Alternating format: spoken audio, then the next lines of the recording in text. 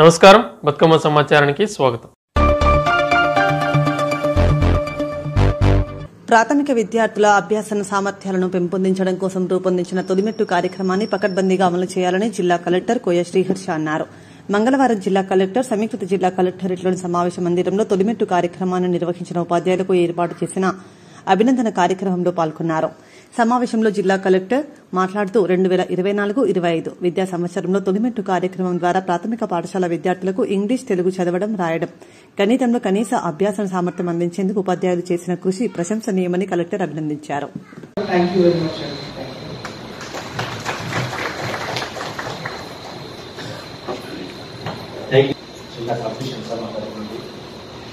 Last అంటే ఈ academic year నుంచి మీరు వచ్చిన తర్వాత మమ్మల్ని ఎంకరేజ్ చేస్తూ ప్రతి ఇష్యూలో వీక్లీ ట్వైస్ మీటింగ్ పెడుతూ డిస్కషన్స్ అని చేసుకుంటూ ఒక కాంప్లెక్స్ ట్రైనింగ్ ఎలా తయారు చేయాలి, డైరెక్ట్ గా టీఆర్పీలో డైరెక్ట్ ఎంటర్ కాకుండా టీఆర్పీస్ కూడా ట్రైనింగ్ తీసుకుంటూ సిహెచ్ఎంస్ అండ్ ఎంబీఓస్ కూడా మామూలు అక్కడ కూర్చోకుండా వాళ్ళకు కూడా ట్రైనింగ్ ఇచ్చేసిన తర్వాత వాళ్ళ అబ్జర్వేషన్ స్కిల్స్, తర్వాత ప్రెజెంటేషన్ స్కిల్స్ పెంచడానికి మీరు గౌరవంగా చక్కగా చేస్తున్నాము. నెక్స్ట్ అకాడమిక్ ఇయర్ కూడా మేము టార్గెట్ ఇక్కడ పెట్టుకోవడం జరిగింది.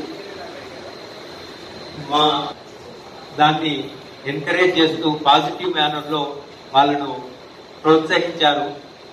We are feeling very happy sir. ఎందుకు అంటే ఇంత అకాడమిక్ సర్వీస్ లో మా అందరికీ ఒక మంచి ఒక ఐఏఎస్ కలెక్టర్ గారు ఎడ్యుకేషన్ ఇష్యూలో జమ్మూ కాశ్మీర్లో ఉగ్రవాదులు జరిపిన హింసాత్మక దాడులను తీవ్రంగా ఖండించారు రామగుండం ఎమ్మెల్యే మక్కాన్ రాజ్ ఠాకూర్. ముష్కర్ల దాడిలో అనేక మంది అసువులు బాయడం పట్ల తీవ్ర దిగ్భ్రాంతిని వ్యక్తం చేశారు. బుధవారం ఉదయం గోదావరికంలోని క్యాంప్ కార్యాలయంలో ఏర్పాటు చేసిన మీడియా సమావేశంలో ఎమ్మెల్యే మాట్లాడుతూ దేశ భద్రత విషయంలో గొప్పలు చెప్పుకుంటున్న బీజేపీ ప్రభుత్వం జమ్మూ కాశ్మీర్ దుర్ఘటన పట్ల ఏం సమాధానం చెబుతుందని ప్రశ్నించారు. నాయకులు కాంగ్రెస్ పార్టీ లీడర్లు వాళ్ళు అటు ఇటు గాయ చేయగానే అందరికి ప్రతిసారి ఒక కార్యాచరణ జరుగుతున్నప్పుడల్లా ఒక మూవ్మెంట్ జరుగుతుంది. వీళ్ళు ఎయిర్ స్ట్రైక్ అంటారు, లేకుండా నాకు చూసాం కాబట్టి వాళ్ళే గుర్తొస్తున్నారు టెర్రరిస్ట్.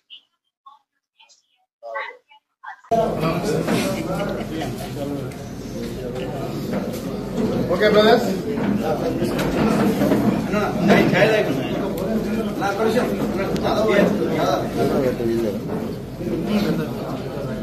ఎంత కనబడుతుంది.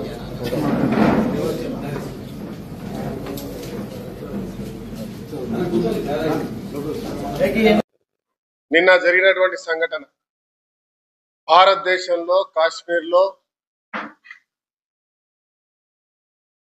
చక్కటి చల్లని వాతావరణం, ఆహ్లాదకరమైన వాతావరణంలో ఈ దేశానికి సంబంధించిన అందాలు తిలకించడానికి ప్రపంచంలో ఎక్కడ లేనటువంటి ఒక బ్రహ్మాండమైనటువంటి, పూర్వం చెప్తా ఉంటారు ఏదో దేవతలు తిరిగిన ప్రాంతం కాశ్మీర్ అని, అటు కేరళ అని, ఇటువంటి హిమాలయాలని, అక్కడ విధ్వంసం మరీ కులంతో పోలుస్తూ పిలిచి నిర్దాక్షిణ్యంగా పాయింట్ బ్లాంక్ లో కాల్చినటువంటి సంఘటనలు తీవ్రంగా ఖండిస్తా ఉన్నాం. దాంట్లో ఆశలు బాసినటువంటి మన దేశ మన బంధువులకి మనస్ఫూర్తిగా శ్రద్ధాంజలి ఘటిస్తా ఉన్నా వారి కుటుంబాలకి. ఎంత దురదృష్టం అంటే ఇవాళ దేశంలో గత 3 టర్ముగా అధికారంలో ఉన్నటువంటి ప్రభుత్వం, మోడీ ప్రభుత్వం, గొప్ప మాటలు బూటక మాటలు చెప్తూ గతంలో అనుకోకుండా జరిగిన సంఘటనలు భూతద్దంలో చూపించి దేశవ్యాప్తంగా ఇక మేము తప్ప ఇంకెవరం లేము అనే విధంగా చూపించినటువంటి ప్రయత్నం చేయడం జరిగింది. ఇవాళ నిర్దాక్షిణ్యంగా ముష్కరులు, టెర్రరిస్టులు చొరబడి చంపుతా ఉంటే దానిపై మొసలి కన్నీరు కారుస్తా ఉన్నారు. నేను డిమాండ్ చేస్తున్నా, ఒక భారతీయుడిగా కాంగ్రెస్ పార్టీ జిల్లా అధ్యక్షుడిగా, ఒక శాసనసభ్యుడిగా, ఈ దేశంలో బాధ్యత కలిగిన వ్యక్తిగా ప్రధాని మోడీ, హోమ్ మినిస్టర్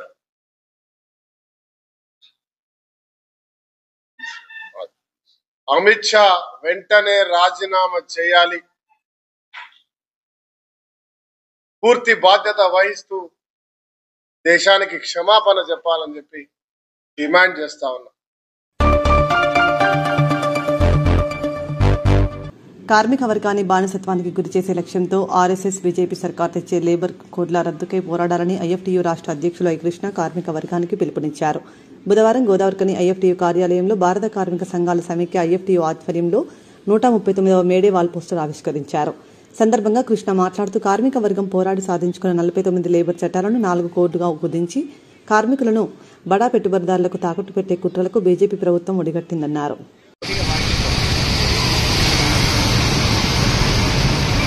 ప్రపంచ కార్మికులారా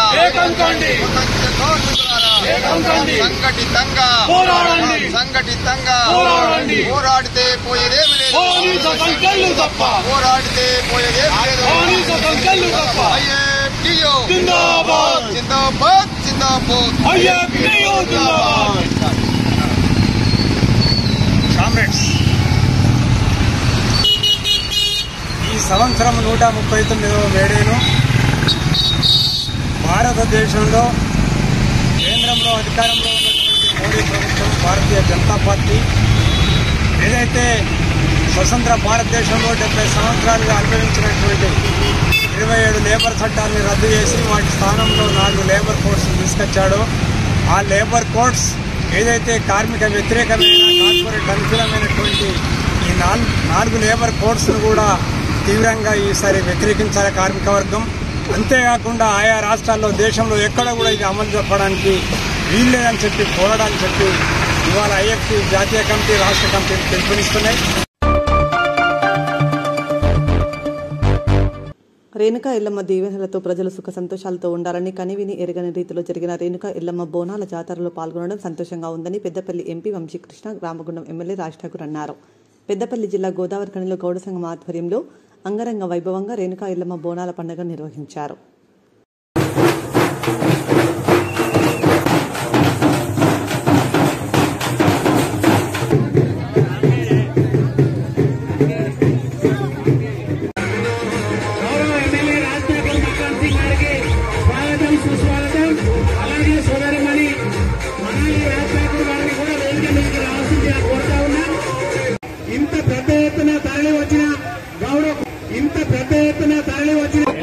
సమర్పించుకోవడం జరిగింది. నిన్న పుట్టకు ముందు వేయడం, అదే విధంగా అత్యంత భక్తి శ్రద్ధలతోటి అందరూ కూడా ఒక్క పొద్దు ఉంటూ భక్తి తెలియజేస్తూ, ఈ ప్రాంతంలో గత 40 సంవత్సరాల నుంచి గౌడ కులస్తుల ఆరాధ్య దైవం ఎప్పుడైతే పొద్దున్నే మన గౌడ కులస్తులకు అందరూ కూడా అన్ని సౌకర్యాలు కల్పించామని చెప్పి ఇన్ఛార్జ్ కలెక్టర్ పంపిస్తున్నాము.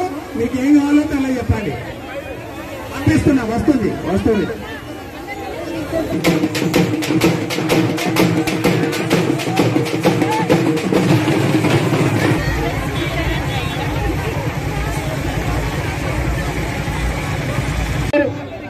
మీ అందరికీ ఆ ఎల్లమ్మ తల్లి ఆశీస్సులు ఉండాలని మనస్ఫూర్తి కోరుకుంటూ, గుడికి సంబంధించిన అంశంపై ఖచ్చితంగా మీ అందరితో కలిసి మరోసారి పెద్ద ఎత్తున చేసుకునే కార్యక్రమం చేద్దామని తెలియజేస్తూ మీ అందరికీ శుభాకాంక్షలు.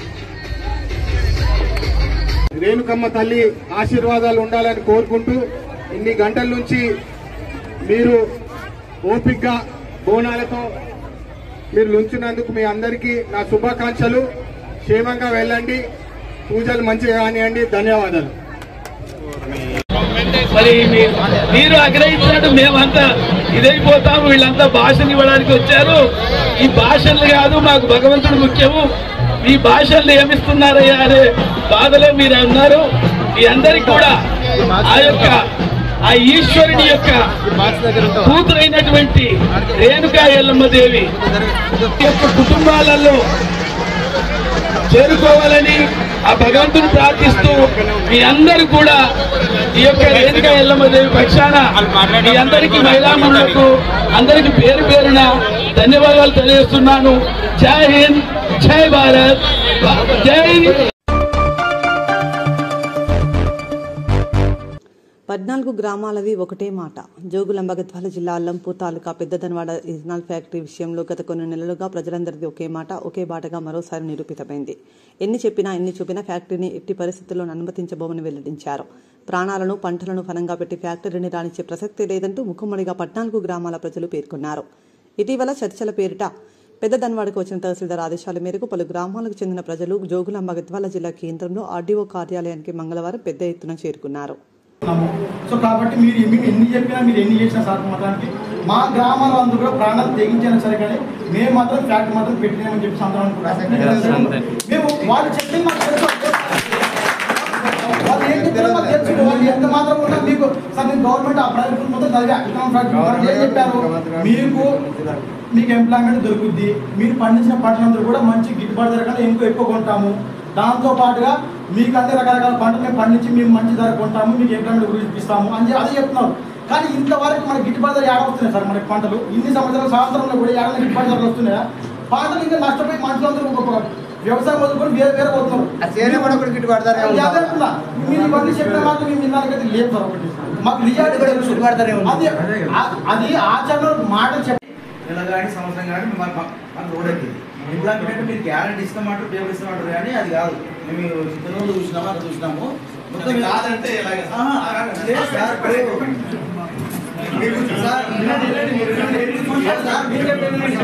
చెప్తారు సార్, చెప్తారు కాదనమాట.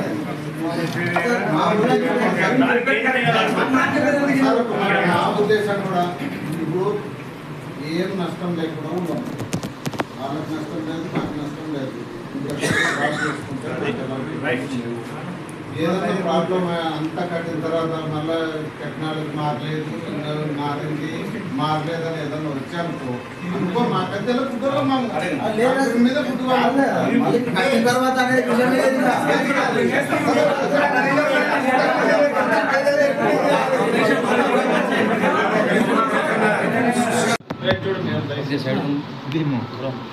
మీ అందరినీ వెళ్ళడానికి కారణం అంటే మీ సజెషన్ తీసుకోవడానికి మీరు అలాగంటే గుర్తు పెట్టుకొని నువ్వు చెప్పి మీ వాళ్ళు అందరూ చెప్పింది అందరూ విన్నాం కదా. అంటే మీరు చెప్పింది అయినా పక్క చెప్పింది విను, అతను ఏం చెప్తాడు విను. నీకు తర్వాత అది ఇప్పుడు కాదు కదా, ఇప్పుడు ఏది ఇప్పుడు చెప్పినంత మాత్రం వాళ్ళు ఏమన్నా డెసిషన్ తీసుకోలేదు, అయిపోయలేదు పని. అదే నీకు చెప్పినంత విను, తర్వాత నష్టమా లాభమా అది చెప్తాడు విను. అప్పుడు నీ సజెషన్ నువ్వు చెప్పిన తర్వాత గవర్నమెంట్ డెసిషన్ ఎవరు డెసిషన్ తర్వాత అంతే తప్ప మీరు అనుకున్నంత మాత్రాన్ని ఏమైపోయింది ఏం లేదు. అర్థమైందా? విను అంతే, విను విను వింటే ఆటోమేటిక్ చెప్తే కాదు విను, తప్పేం లేదు.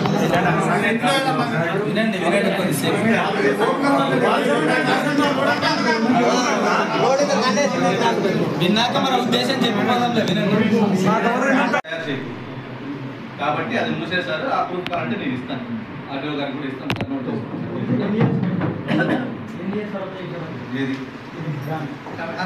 మొదలే కాలేదు కదా ఇక్కడ మన నిర్మల్లో మొన్న ఇప్పుడు దిలావరి ఎందుకు గవర్నమెంట్ ఎన్నిక తీసుకునిందంటే ఇతరాలకు పర్మిషన్ ఇస్తే ఇతరాలు తయారు చేస్తాం, ఆల్కహాల్ తయారు చేయడం వాళ్ళు అందువలన వాళ్ళ పర్మిషన్ క్యాన్సిల్ అయింది. ఆ ప్రూఫ్స్ అని ఇస్తాము, నీకు కూడా ఎక్స్ప్లెయిన్ చేస్తాం మీ ప్రాబ్లం.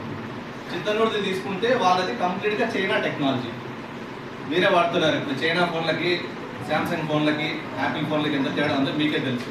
మనం పెట్టే డబ్బులు బట్టి ఫోన్లు వస్తాయి. ఆ రోజుల్లో వాళ్ళు అది ఎందుకు వాడారు అనేది అది మాకు తెలియదు అనమాట. వాళ్ళకి సంబంధించింది వాళ్ళ బడ్జెట్ బట్టి వాళ్ళు కట్టుకుంటారు, దాని గురించి మాకు సంబంధం లేదు. అక్కడ ఎందుకు వాసన వస్తుంది అంటే ఆ పీసీటీ అనేది ఉంటుంది అనమాట. ఏదైతే వాసన వస్తుందో ఆ వాసన ఆపే ఒక యంత్రము అక్కడ ఫెయిల్ అయింది. ఎందుకు చైనా నుంచి తెచ్చుకున్నారు కాబట్టి అది ఫెయిల్ అయింది.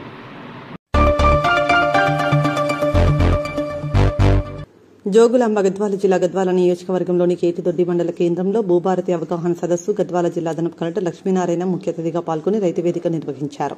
కార్యక్రమంలో గ్రంథాలయ చైర్మన్ నీలి శ్రీనివాసులు తదితరులు పాల్గొన్నారు. మనందరికీ తెలుసు, భూమి పుట్టిన తర్వాత మనిషి పుట్టాడు. భూమి పుట్టిన తర్వాత మనిషి పుట్టాడు కాబట్టి మనిషి బతకాలంటే వాళ్ళ తిండి అవసరం అన్నది మనందరికీ తెలుసు.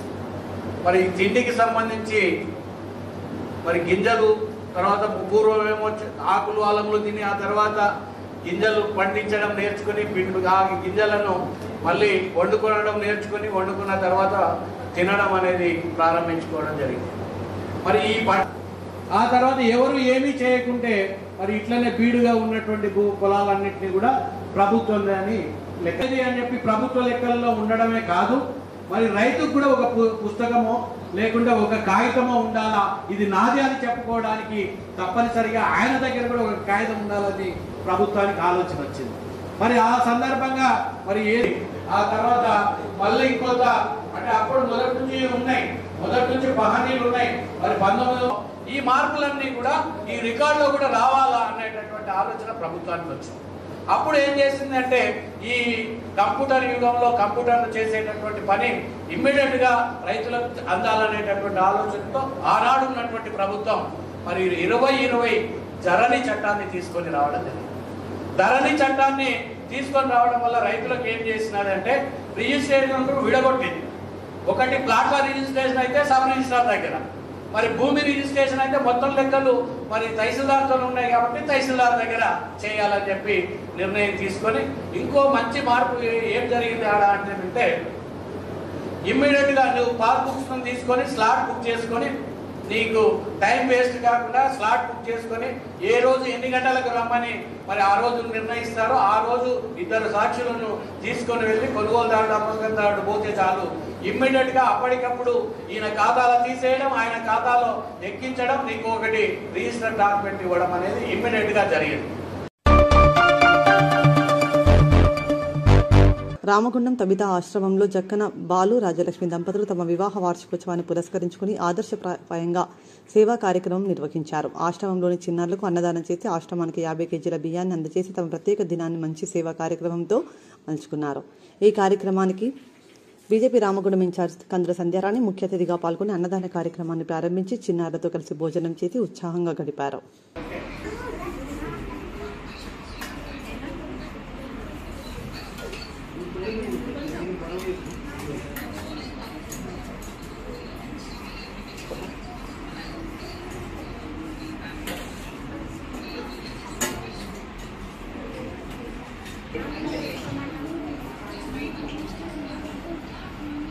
భారతీయ జనతా పార్టీ కార్యకర్త, మాకు అత్యంత ఆప్తుడు సోదరుడు జక్కని బాలకిషన్ రాజ్యలక్ష్మి గారికి హృదయపూర్వకంగా పెళ్లి రోజు శుభాకాంక్షలు తెలియజేస్తూ వారి పెళ్లి రోజును పురస్కరించుకొని స్థానిక రామగుండం తబితా ఆశ్రమంలో పిల్లలందరికీ కూడా ఈరోజు భోజన వసతిని అలాగే 50 కిలోల రైస్ని ఆశ్రమానికి అందజేయడం జరుగుతూ ఉన్నది.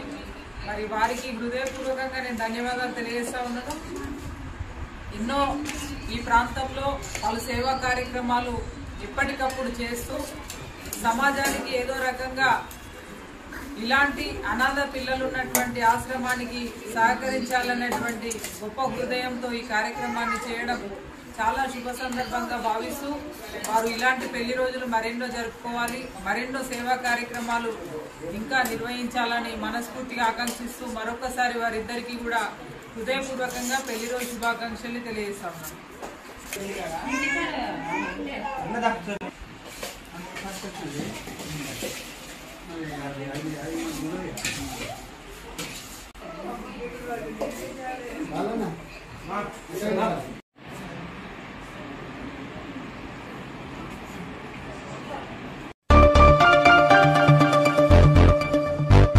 మే 20న జరిగే దేశవ్యాప్త సమ్మెను సింగరేణి కార్మికులు విజయవంతం చేయాలని ఏఐటీయూసీ ప్రధాన కార్యదర్శి కుర్మి రాజ్ కుమార్ పిలుపునిచ్చారు.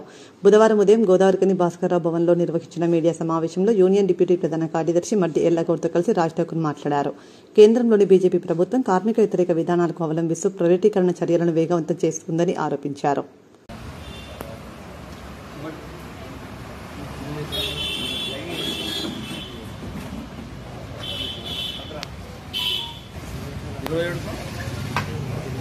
అదేనా గవర్నమెంట్ ఎంప్లాయ్మెంట్ ఎక్స్చేంజ్ కాదు కొన్ని కంపెనీలు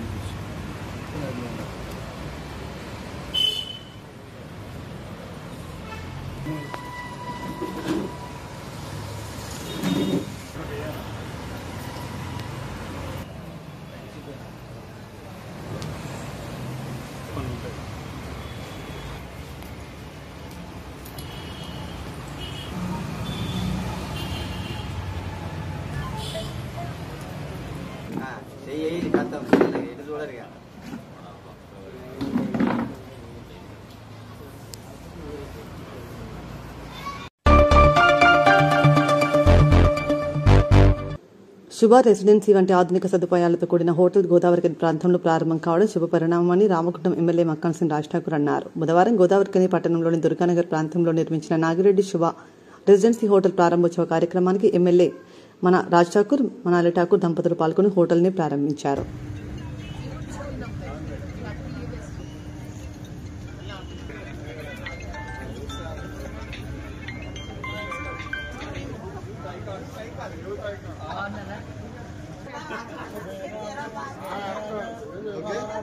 sir ready sir Nagireddy sir కొంచెం ముందుకు రండి సార్. ఓకే సార్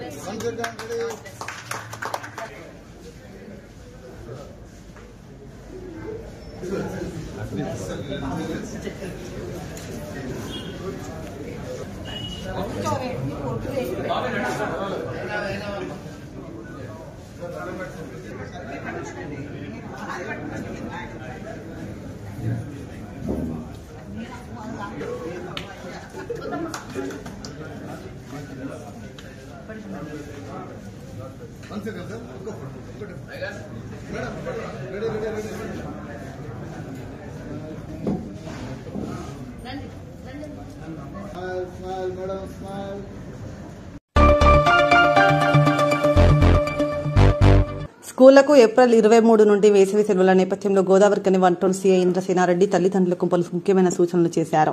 గోదావరికని ప్రభుత్వ బాలికల ఉన్నత పాఠశాలలో బుధవారం తల్లిదండ్రులతో జరిగిన సమావేశంలో సీఐ ఇంద్రసేనారెడ్డి పాల్గొని మాట్లాడుతూ పిల్లల భద్రతపై జాగ్రత్తలు తీసుకోవాలని, బావులు చెరువుల దగ్గరికి పంపవద్దని, మన సాంప్రదాయాలను నేర్పించి సూచనలు పాటిస్తే పిల్లలు సురక్షితంగా ప్రమాదాల బారిన పడకుండా వేసవి సెలవులు గడిపేందుకు అనుకూలంగా ఉంటుందన్నారు. అది రెండింటి మీద పట్టించడం ఉంటారు. ఒక డబ్బు చూడాలి, తర్వాత ఏదైనా పని చేయాలి. పొద్దున్నే స్కూల్ ఎనిమిది దాటానే లేదు పాప కానీ బాబు స్కూల్ అయ్యానా మన తల్లి ఎట్టి పరిస్థితులు 6 గంటలు లేపాలి. చక్కగా ఇంటున్నాడు బాధ్యతలు లేదా గ్రౌండ్ మీద పక్కన లేకపోతే మీ ఇంటికి ఏం పని ఏదున్నాయా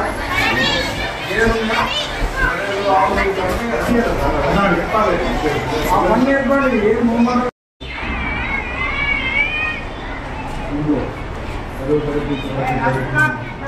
పిల్లలకి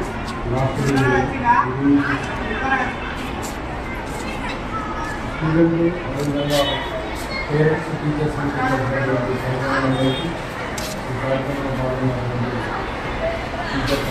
parents last year parents meeting పెట్టి వాళ్ళ పిల్లల యొక్క చదువు ఏ విధంగా ఉన్నది, ఇంకా మనం ఏం చేయాలి.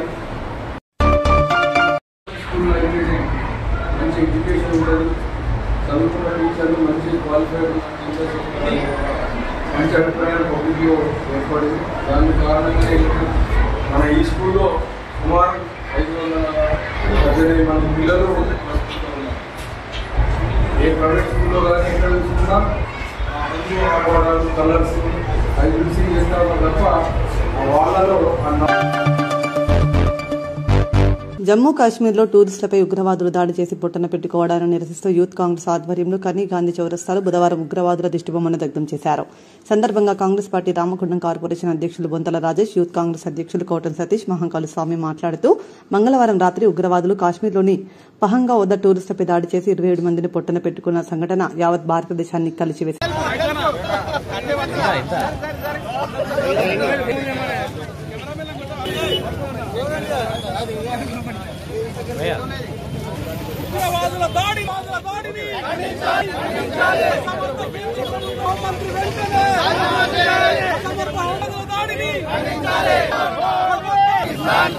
అన్నారు. ఈ ఉగ్రవాద దాడికి నైతిక బాధ్యత వహిస్తూ దేశ ప్రధాని మోదీ, దేశ హోంమంత్రి అమిత్ షా, రక్షణ శాఖ మంత్రి రాజ్నాథ్ సింగ్ రాజీనామా చేయాలని డిమాండ్ చేశారు. మరి పాంగావులో మరి మన టూరిస్టులను 27 మందిని హతమార్చడం చాలా బాధాకరం. మరి ఇలాంటి సంఘటనను మరి ఇంకోసారి కూడా జరగకుండా మరి ఈరోజు కేంద్ర ప్రభుత్వం ఉన్నటువంటి అమిత్ షా గారు మోడీ దీనికి పూర్తి స్థాయి బాధ్యత వహించాలి.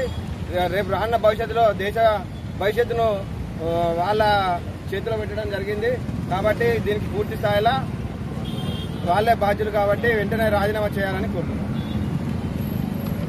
జరిగిన విషయాన్ని నిరసిస్తూ ఈరోజు సోదరుడు యూత్ కాంగ్రెస్ మున్సిపల్ అధ్యక్షుడు నిజవర్గ అధ్యక్షుడు నజీం ఆధ్వర్యంలో కాంగ్రెస్ పార్టీ శ్రేణులంతా కూడా ఏదైతే నిన్న ముసుకలు చేసిన దానికి తీవ్రంగా కాంగ్రెస్ పార్టీ ఖండిస్తుంది. మరి బీజేపీ ప్రభుత్వం ఎప్పుడు కూడా ఏదైనా సోదరుడు చెప్పినట్టు ఏదైనా ఎన్నికలు వస్తే ఈ యొక్క కార్యక్రమం, ఎందుకంటే ఇప్పుడు రానున్నది బీహార్ గుజరాత్లో ఎన్నికలు ఉన్నాయి కాబట్టి ఖచ్చితంగా ఓట్లను దండుకున్న ప్రయత్నంలో నాకు తెలిసి ఇది బీజేపీ వాళ్ళు చేసిరా ముసుకలు చేసి కూడా అర్థమైతలేదు.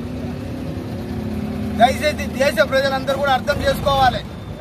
ఎందుకనంటే ఎలక్షన్ ముందు ఏదో ఒకటి చేసి ఓట్లు దండుకునే ప్రయత్నం చేస్తారు కాబట్టి మరి దానికోసం మా అధినేత కాంగ్రెస్ పార్టీ అధినేత రాహుల్ గాంధీ గారు రాజ్యాంగ పరిరక్షణ అని చెప్పి భారతదేశం అంతా ఉగ్రదాడిని కాంగ్రెస్ పార్టీ పక్షాన తీవ్రంగా ఖండిస్తా ఉన్నాం.